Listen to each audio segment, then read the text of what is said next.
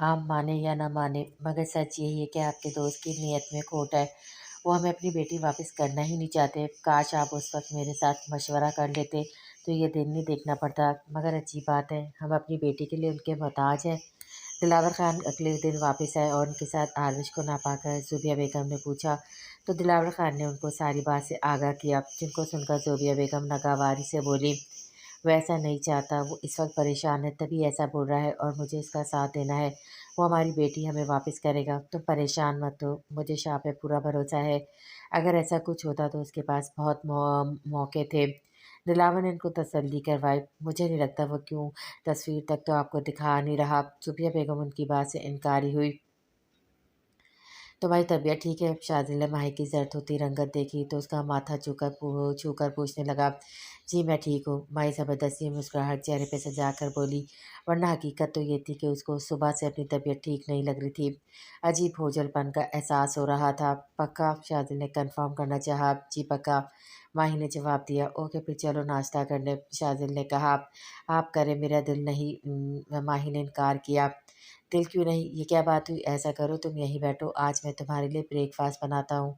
शाजिल ने खुद ही प्लान तरतीब दिया। नहीं शाजिल प्लीज़, हवेली में सब क्या सोचेंगे? माही को घबराहट होने लगी। मुझे किसी की परवाह नहीं, इसलिए तुम भी किसी का मत सोचो, यहीं बैठो मैं आता हूँ। शाजिल जल्दी से इसको कहता खुद बाहर चला गया। माही उसके पीछे जाने वाली थी मगर उसको अपना सर चकराता हुआ महसूस हुआ तो बेड पर बैठ गई। शाज़िल तुम यहाँ क्या कर रहे हो? फिरदौस बेगम बावर्ची खाने में आई तो शाज़िल को देखा तो हैरत से बोली, मैं ब्रेकफास्ट बना रहा हूँ। शाज़िल ने मसरूफ़ अंदाज में बताने लगा। क्या? फिरदौस बेगम गिरते गिरते बची। जी ब्रेकफास्ट, फास्ट मतलब नाश्ता। शाज़िल को लगा शायद उनको मतलब समझ नहीं आया। पता है बेटा, 5वीं तक तो हमने भी स्कूल की शक्ल देखी है। फिरदौस बेगम ने तंजिया कहा। अच्छा, शाज़िल जाने क्यों हंस पड़ा। तुम यहाँ क्या कर रहे हो? मर्द बावर्ची खाने में नहीं आता। फिरदौस बेगम ने संजीदगी से कहा, ऐसा किस किताब में लिखा है और कौन से चैप्टर में लिखा है, ज़रा मुझे भी बताएं ताकि मैं लिखारी को 21 तोपों की सलामी पेश करूं। शाजिल कोहनियों के कर्व फोल्ड करता प्रण पहनकर बोला, शाजिल तुम अपनी हैसियत मत भूलो, तुम एक हाथ से क्यों काम कर रहे हो, दूसरे हाथ को क्या हुआ है तुम्हारे? फिरदौस बेगम जच हुए, वो मेरा एक बाजू सुन हो गया है। शाजिल अब उनकी मौजूदगी में डिस्टर्ब करने लगी थी। सुन क्यों? फिरदौस बेगम ने मशकूक नज़रों से इसको देखा। ये कुछ पर्सनल सवाल है, मैं नहीं बताता, मुझे शर्म आती है। शादिल ने डरमाई अंदाज में कहा, तुम्हें पता है हवेली में अगर किसी को पता चले कि तुम यहाँ खड़े होकर बीवी की गुलामी कर रहे हो, वो भी उसकी जो विनी में आई हुए, तो कितना ख़राब समझेंगे, वो तुम्हारी कौन इज़्ज़त करेगा? फिरदौस बेगम ने उसको घूर कर कहा, इज़्ज़त वो देता है जिसके पास इज़्ज़त होती है और ये मेरी ज़िंदगी है। मैं अपनी बीवी की ग़ुलामी करूँ या उससे ग़ुलामी करवाऊँ, किसी को और उसमें सर दर्द नहीं होना चाहिए। एंड प्लीज़ एक्सक्यूज़ मी, मेरी बीवी को भूख लगी है, मैं उस तक नाश्ता पहुँचा दूँ? शादिल अप्रन उतार कर ट्रे में हाथ में लेता फिरदौस बेगम के तन बदन में आग लगाता उनकी साइड से गुजर किया। जानू ने क्या जादू टोंगा कर दिया है? फिरदौस बेगम नखुश से सोचने लगी। ये रहे मैडम आपका गर्मा गर्म अंडा पराठा। शादिल कमरे में आता माही से बोला, आपने तकलीफ़ क्यों किया? शादिल जाने वो अब मेरे बारे में सोच रहे होंगे। माही शर्मिंदगी से बोली, मैंने उनको बता दिया, अब आप लोगों ने मेरी इतनी खड़ूस लड़की से शादी करवाई है तो मुझे भुगतना तो पड़ेगा ना। शादिल चेहरे पे मज़लूमियत तारी किए बोला, हाँ शादिल मैं आपको खड़ूस लगती हूँ और आप मुझे भुगतते हैं। माही का मुँह खुला का खुला रह गया। हाँ और नहीं तो क्या, तुम खुद कोई मुझे एक बीवी वाली खूबी बताओ जो तुम्हारे अंदर हो और मेरे सामने की हो।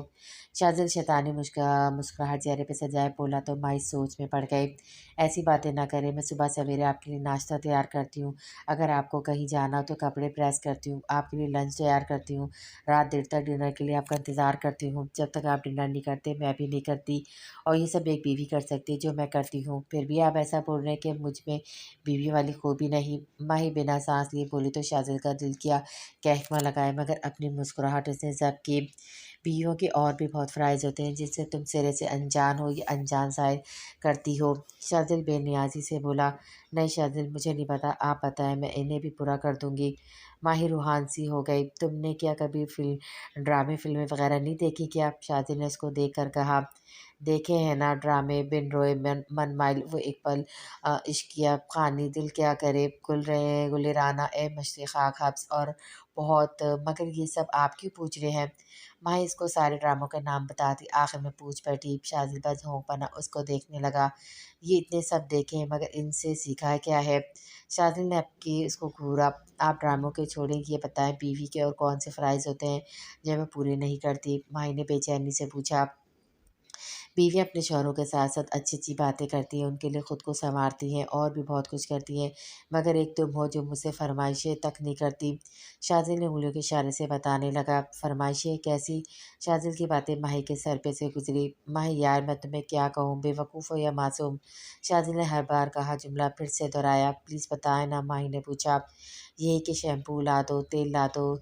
शाज़िल चले कटे अंदाज़ में बोला। वो सख्त बेज़ार हुआ था माही की इस कदर बेनियाज़ी पे। शैम्पू वगैरह तो हर वक्त मौजूद होता है, बाकी तेल मैं यूज़ नहीं करती।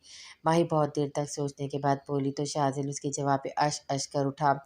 उसको हैरानी हो रही थी, माही अब तक उसकी बातों का मतलब नहीं समझी थी।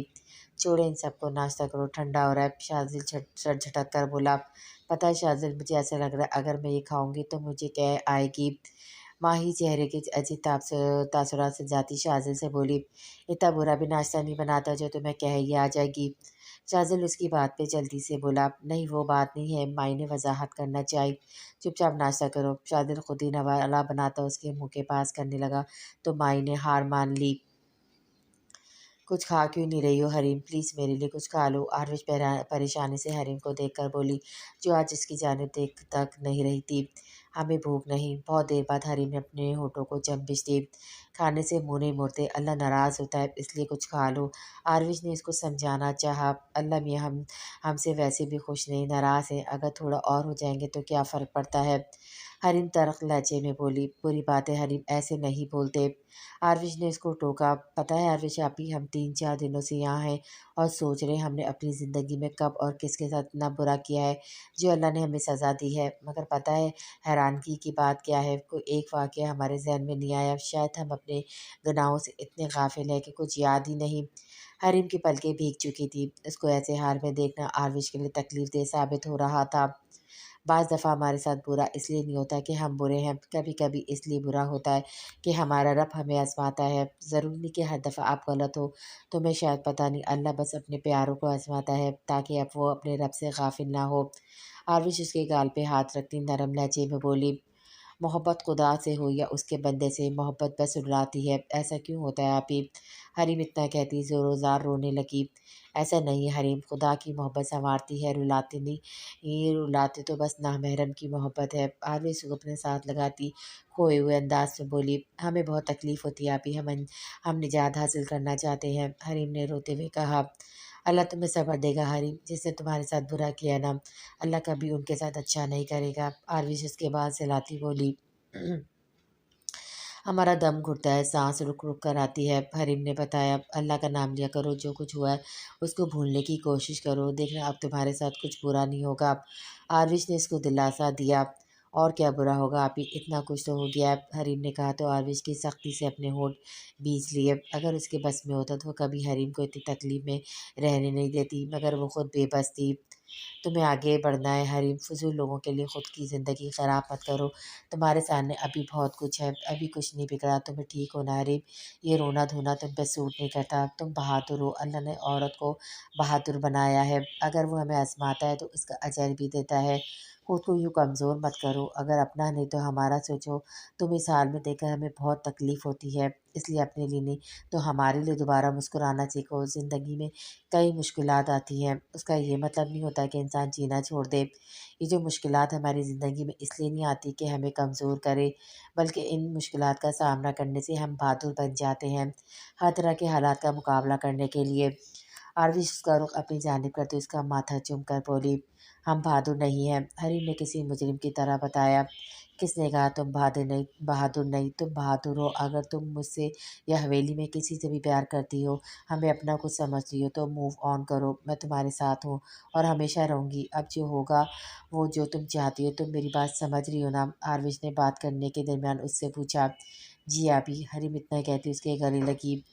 تم بہت معصوم ہو حریم، بہت تمہیں سنبھالنا مشکل ضرور ہے مگر ناممکن نہیں۔ میں جانتی ہوں تم پیار کی بھوکی ہو اور پیار توجہ یہ سب تمہاری کمزوری ہے۔ تم نے اپنے ماں باپ کو بچپن میں ہی کھویا ہے، ان کی محبت کی ترسیوی ہو۔ یہ وہ خلا ہے تمہاری زندگی کا جس کو کوئی پورن نہیں کر سکتا۔ درید لالا بھی نہیں، وہ چاہے تم سے کتنی محبت کے دعوے دار تھے مگر انہوں نے کبھی تمہارے ماں باپ کی جگہ نہیں لی، کیونکہ ماں باپ کی جگہ کوئی نہیں لے سکتا۔ پر ہاں، اگر اماں صاحب یا چاچی جان والے تمہیں اپنی بیٹی سمجھتے تو شاید آج حالات کچھ مختلف ہوتے۔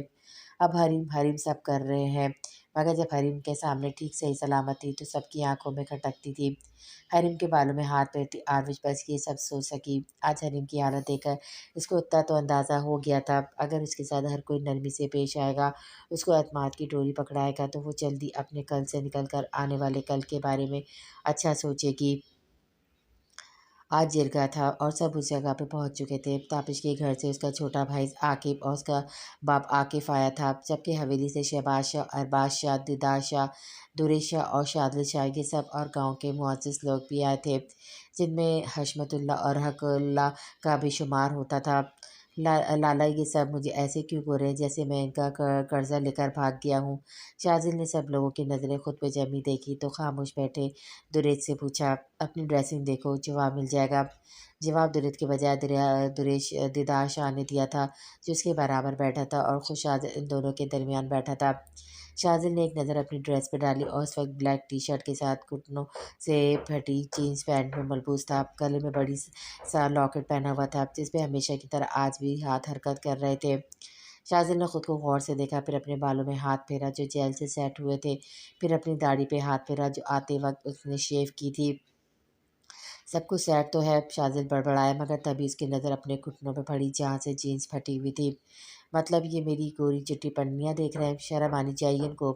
شازل اپنے دونوں گھٹنوں پہ ہاتھ رکھ کر بولا تو درید اور دیدار نے زبردست قسم کی گھوری سے اس کو نوازا تو شازل گڑبڑا گیا۔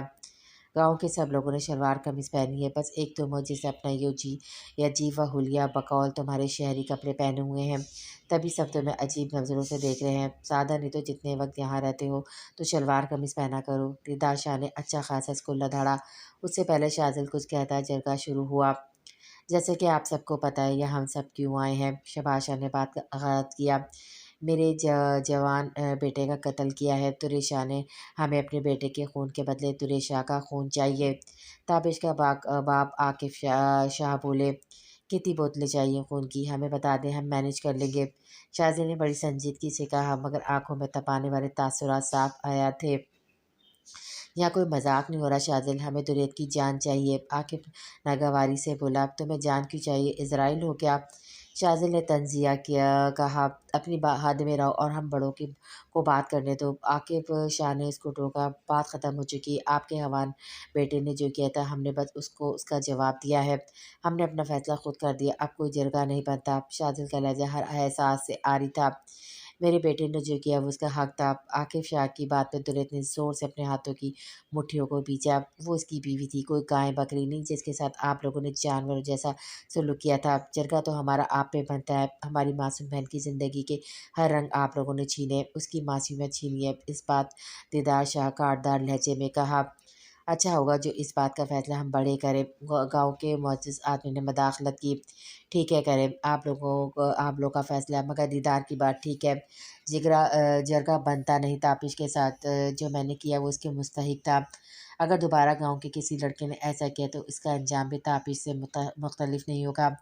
درید کے لہجے میں سختی تھی، ہمیں درید کا خون یا اس کی بہن چاہیے۔ ونی میں عاکف شاہ کی بات پہ اچانک ماحول میں سناٹا چھا گیا تھا۔ شہباز شاہ کا ہاتھ بے ساختہ اپنے پستول پہ پڑا تھا، بھرے مجمع میں سے یہ ذاتی کا نام لینا اچھی بات نہیں۔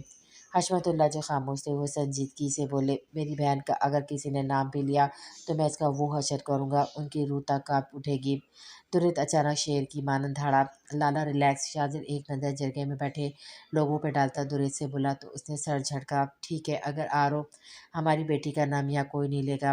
گاؤں کا معزز آدمی کچھ کہنے والا تھا جب سرپنچ کی جگہ بیٹھے شہباز شاہ نے انہیں خبردار کیا، اصول سب پہ وہی ہے درید، اگر آپ کا بیٹا تو اس کا یہ مطلب ہرگز نہیں کہ اس کو سزا نہیں ملے گی۔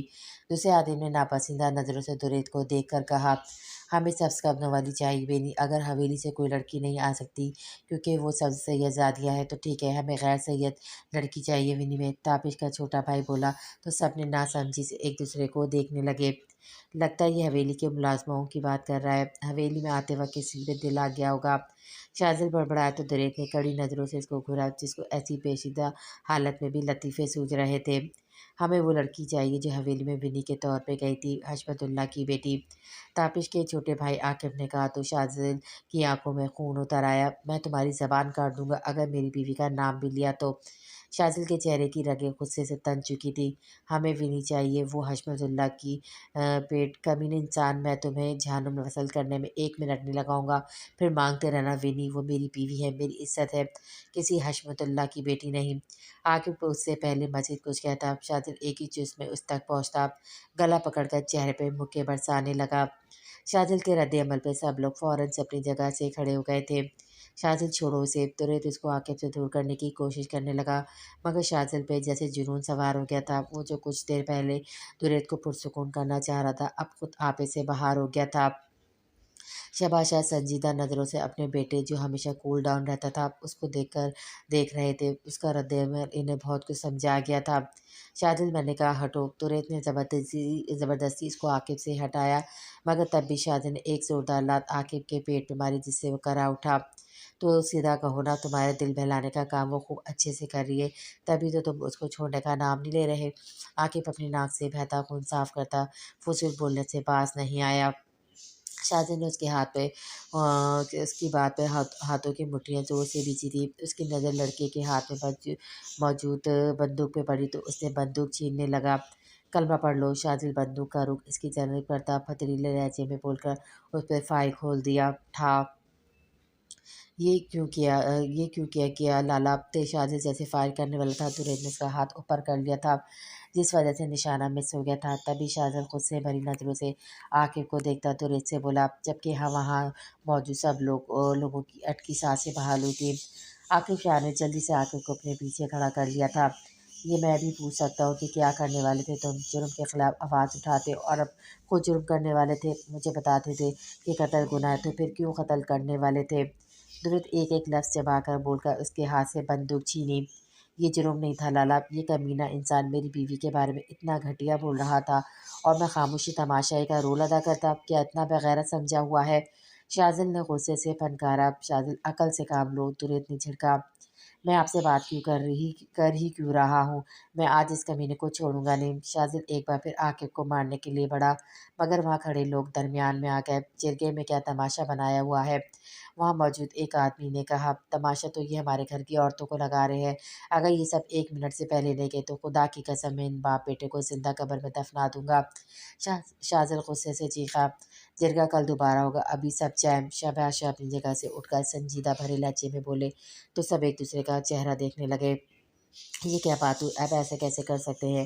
ایک آدمی نے اعتراض اٹھایا۔ ٹھیک ہے، فیصلہ کل ہوگا، مگر آپ سب خود پہ کنٹرول کرنا، ایسا نہ ہو کل بھی وہ تماشا ہو جو آج ہوا ہے۔ حشمت اللہ نے شہباز شاہ کی بات پہ اتفاق کیا تو انہوں نے سر کو اسبات میں ہلایا تو باری باری سب وہاں سے چلتے گئے۔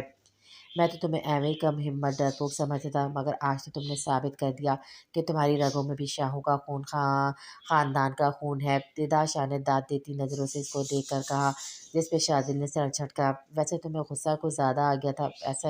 ایسا ہی ہوتا ہے، جو لوگ کبھی کبھی غصہ کرتے ہیں تو ان کے غصے میں بلا کا روپ ہوتا ہے، کیونکہ وہ سردیوں کی شام کی طرح خاموش اور پرسرار نظر آتے ہیں، مگر پھر بعد میں طوفان کھڑا کرتے ہیں، جیسے کہ تم نے کیا۔ دیدار نے مزید کہا تو شاذل نے ضد کرتی نظروں سے اس کو دیکھا۔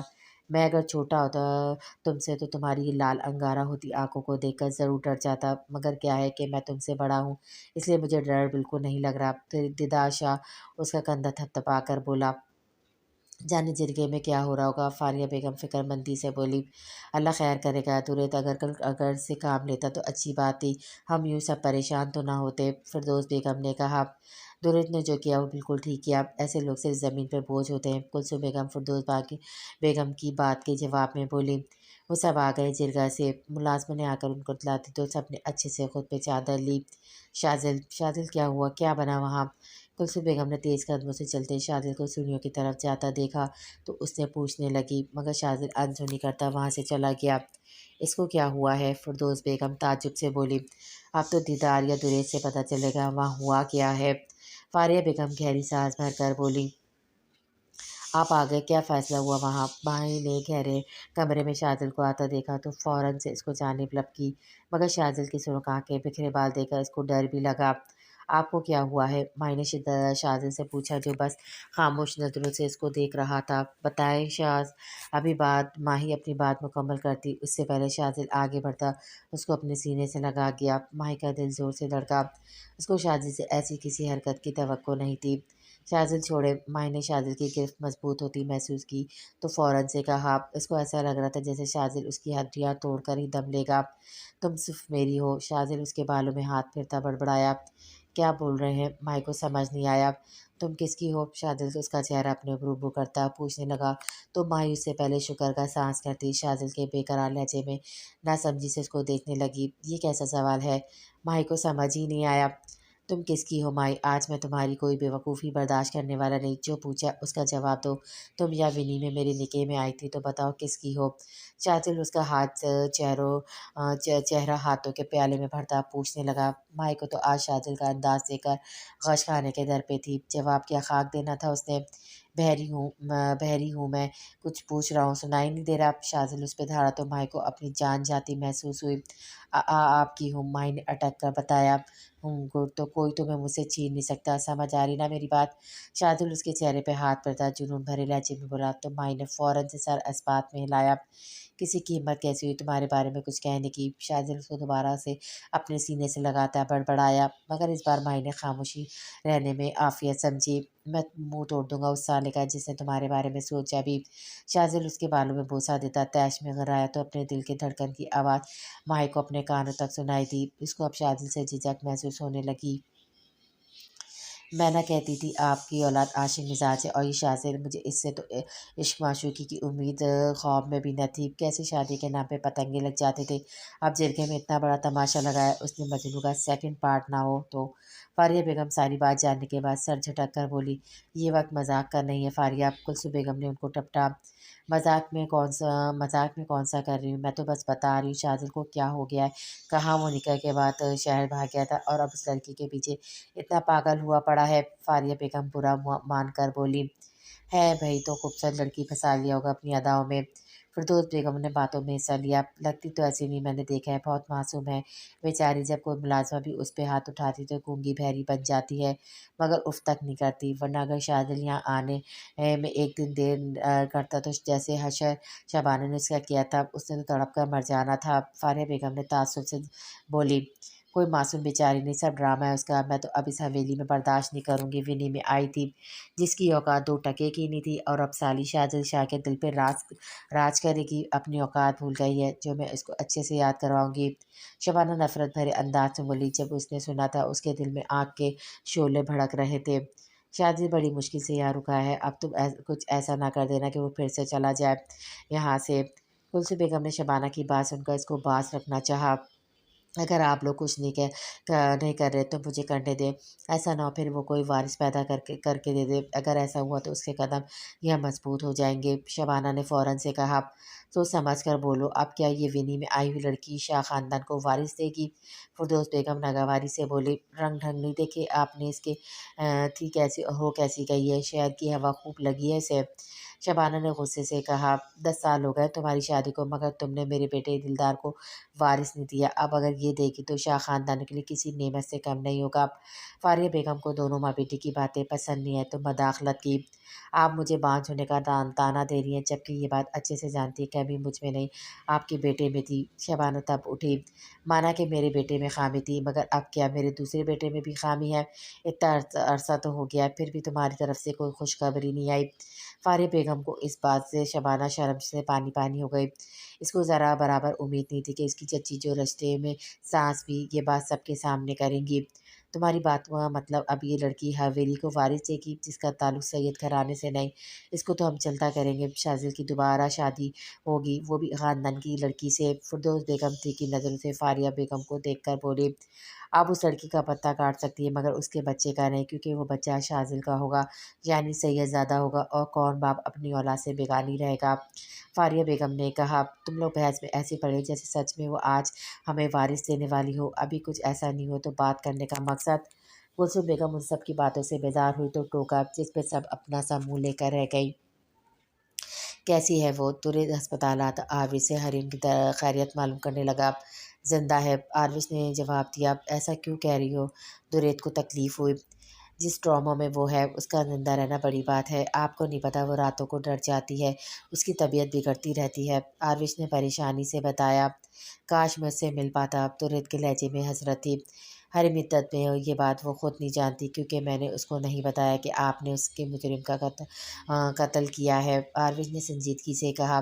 اچھا کیا، جب وہ پوری طرح سے صحت یاب ہو جائے تو تب بتا دینا، ترید نے کہا۔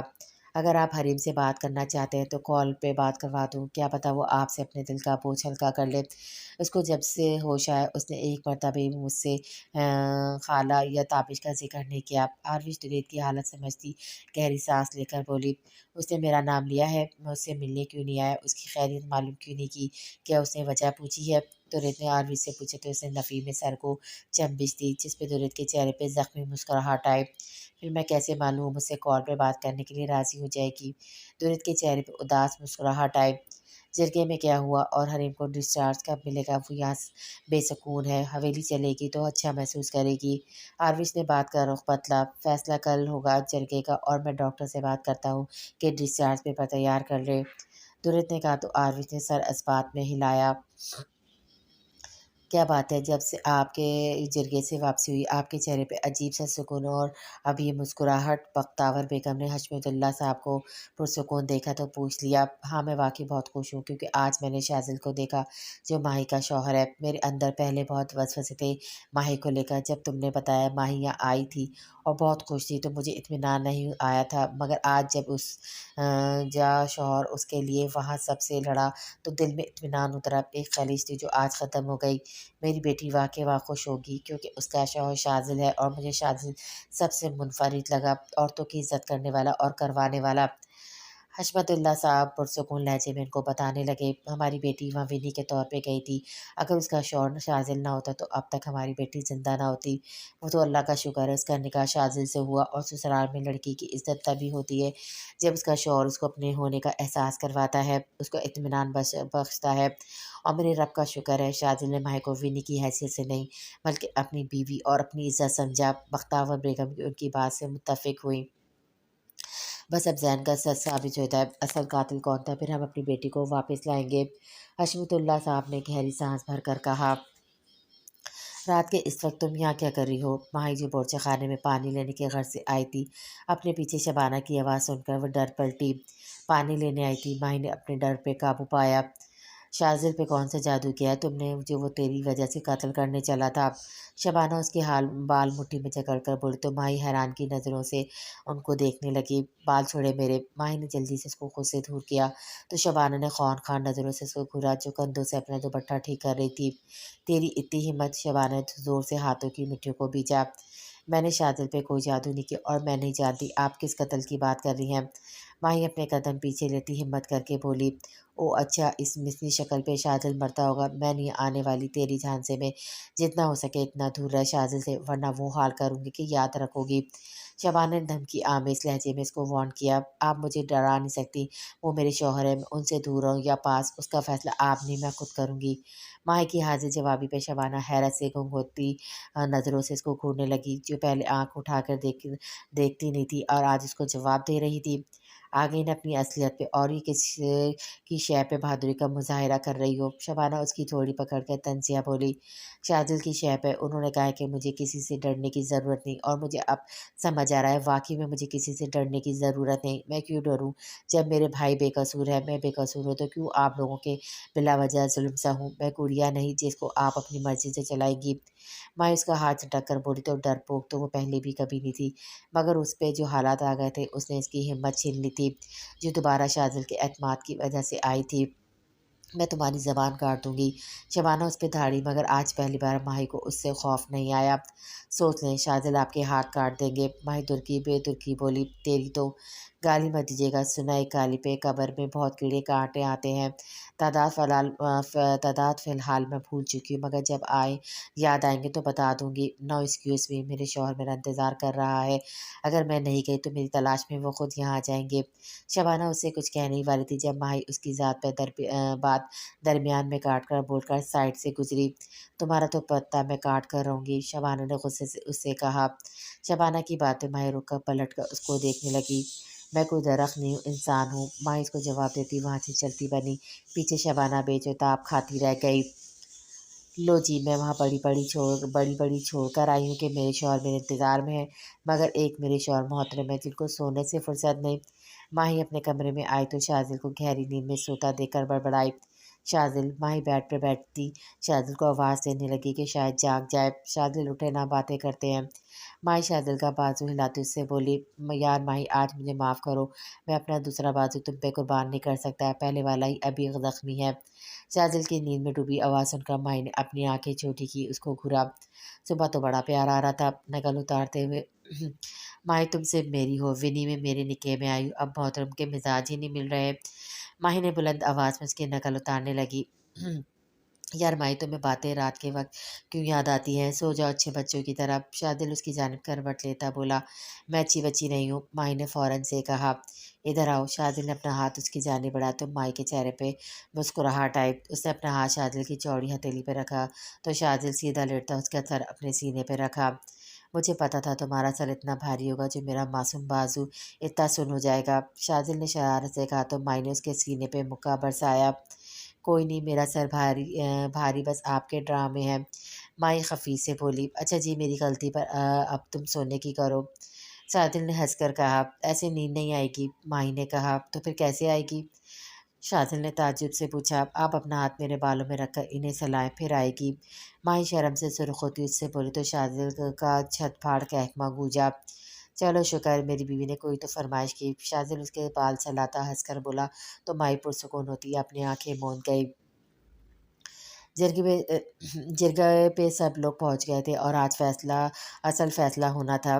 آپ لوگوں نے مل بیٹھ کر فیصلہ کیا ہوگا تو بتائیے پھر آپ کو چاہیے۔ عاقب شاہ، بے شک زرید شاہ اپنی جگہ ٹھیک تھا، مگر اس کو تابش کا قتل نہیں کرنا چاہیے تھا، بلکہ جرگہ بٹھانا تھا، پھر اس کا فیصلہ ہوتا۔ گاؤں کے بزرگ نے سنجیدگی سے اپنی بات سب کے سامنے رکھی۔ سرپنچ شہباز شاہ ہے، مہربانی اگر آپ ان کو فیصلہ کرنے دیں۔ شاذل نے سب پہ کڑی نظریں ڈال کر کہا، بے شک یہاں کے سرپنچ شہباز شاہ ہے، مگر جرگے پہ سب کو اپنی رائے دینے کا حق ہے اور فیصلہ انصاف کا ہوگا۔ شہباز شاہ کو اپنے بیٹے کے لیے بھی وہی فیصلہ لینا ہوگا جو باقی سب کے لیے کرتے ہیں، بزرگ نے جواباً کہا۔ انصاف کی بات تو آپ نہ ہی کریں تو بہتر ہوگا، کیونکہ جرگے کا مطلب میری ڈکشنری میں معصوموں کے ساتھ ناانصافی اور معصوم لڑکیوں کے ارمانوں کا قتل ہوتا ہے، جو یہاں کسی اور کے گناہ کی بھیڑ چڑھتی ہے۔ شاذل کا انداز خاصا طنزیہ تھا، جس پہ وہ بزرگ اپنی جگہ سے چور سے ہو گئے۔ آج یقین ہو گیا کہ تم واقعی میں وکیل ہو جس کے پاس ایک کے بعد ایک دلائل موجود ہوتی ہے۔ دیدار شاہ اس کے کان کے پاس آتے بولا تو شاذل کے چہرے پہ پہلی بار مسکراہٹ آئی۔ فیصلہ ہونے سے پہلے میں ایک بات سب کو آگاہ کرتا چلوں۔ شہباز شاہ کی سپاٹ آواز پہ سب لوگ ان کی طرف جانب متوجہ ہوئے۔ ونی میں کوئی نہیں جائے گی قتل کے بدلے، کیونکہ میری کوئی بیٹی نہیں۔ شہباز شاہ کی بات پہ سب لوگ حیرانگی سے ایک دوسرے کا چہرہ تکنے لگے۔ شاذل کے چہرے کی مسکراہٹ یکدم غائب ہو گئی تھی۔ جرید کو شدید قسم کا حیرت کا جھٹکا لگا تھا۔ بابا صحیح، آپ جھوٹ بولنے کی ضرورت نہیں ہے۔ شاذل بہت دیر بعد بولنے کی قابل ہوا۔ کوئی اپنی بیٹی کے ہوتے ہوئے ایسی کیسے انکاری ہو سکتا ہے؟ بس ونی میں نہ کرنے کے بہانے ہیں، لاڈلی جو ہے۔ شہباز شاہ کی بات پہ سب لوگ آپس میں چہ موگیاں کرنے لگے۔ میں شہباز شاہ ہوں، مجھے اپنی بات منوانے کے لیے نہ تو جھوٹ بولنے کی ضرورت ہے اور نہ بہانے کرنے کی۔ میری کوئی بیٹی نہیں، جو میری بیٹی حیثیت سے میرے پاس رہتی ہے وہ میرے دوست دلاور خان کی بیٹی ہے، جو امانت کے طور پہ آج سے 24 سال پہلے اس نے مجھے دی تھی۔ اگر میری اتنی وضاحت کے باوجود بھی کسی کو یقین نہیں آیا تو ڈی این اے ٹیسٹ کروا کر اگر کوئی کروانا چاہے تو بے شک کروا سکتا ہے۔ شہباز شاہ کی بات پہ اچانک خاموشی چھا گئی تھی، جیسے کسی کے پاس بولنے کے لیے کچھ بچا ہی نہیں تھا۔ دریش شاہ اور شاذل شاہ بے یقین نظروں سے شہباز شاہ کو دیکھ رہے تھے، جن کا چہرہ ہر احساس سے عاری تھا۔ درحقیقت شہباز شاہ خود بے یقین تھے، انہوں نے آروش کی حقیقت ایسے کسی کو بتانا نہیں چاہی تھی، وہ جو پہلے سوچتے تھے کہ کس طرح وہ سب کو بتائیں گے، کس طرح آروش کا سامنا کریں گے۔ آج زندگی نے ان کو ایسے موڑ پہ لایا تھا جہاں وہ پورے گاؤں والوں کے سامنے آروش کی حقیقت بیان کرنے پہ مجبور ہو گئے تھے۔ اس وقت ان کی اندرونی کیفیت سے کوئی واقف نہیں تھا، آج جو کچھ انہوں نے کہا تھا وہ کس دل سے کہا تھا یہ بس وہ خود جانتے تھے۔